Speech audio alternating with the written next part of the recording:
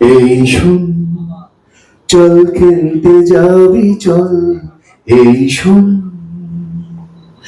চল খেলতে যাবি চল। বানানো কাগজের যত নৌকোরা করছে কোলাহল। এই শোন, একসাথে করা সব থেকে বড় কথা কাছের বন্ধু। এই চলে যাওয়াটাই মানে আমার কাছে একটা বড় শখ। তারপরে যে জিনিসটা উঠে এসেছে সেটা কি হয়েছে এখন তো পর্যন্ত আমি বলতে পারবো না, কারণ আমি ওই জায়গায় ছিলামও না। এবং কি হয়েছিল ওই দিনকে, এবং আহ, যারা ওখানে ছিলেন তারা ওখানে বলতে পারবেন ভালো করে। এটা আমি বলতে পারি যে 10 দিন আগে আমার সঙ্গে কথা হয়েছে এবং কিছু গান গেয়ে গেছে আমার জন্য। এবং এটা আমি ভাবতে পারছি না যে আমায় বলেছিল মিক্সটা করে আমার গানটা শোনাস, অনেকদিন পরে তোর গান গাইলাম।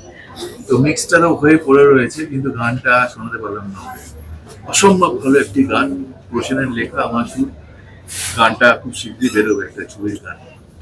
তো এটা আমার কাছে অনেক বড় একটা আঘাত। অতটা কিছু অসুস্থ ছিলেন না আমার যেটা মনে হয়, কেননা ওকে আমি চিনি।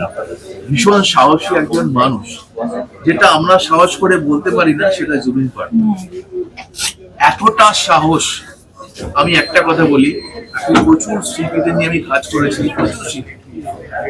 জুবিন আমায় কোনোদিন, আমায় কেন, যাদের কম্পোজারের সঙ্গে কাজ করেছে তারাও আমাকে বলেছে, কোনোদিন জানতে জানি কি ছবি, কে হিরো, কে হিরোইন, কে ডিরেক্টর, গানটা শোনাবি ভাই।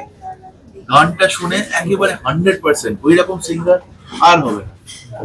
ওই ওই জুবিন গার্গ একটাই ছিল। তখন যেতে পারেনি, হসপিটালাইজ ছিল আমার স্ত্রী। তো গরিমার সঙ্গে কথাও সেরকম সময় হয়নি। তবে ওর কাছের বন্ধুরা যারা আছে তাদের সঙ্গে কথা হয়েছে। বম্বেতে আমাদের যারা বন্ধুরা একসঙ্গে স্টুডিওস, মিউজিশিয়ানস, তাদের সঙ্গে কথা বলতে অনেক বড়, it's a great loss for our music industry.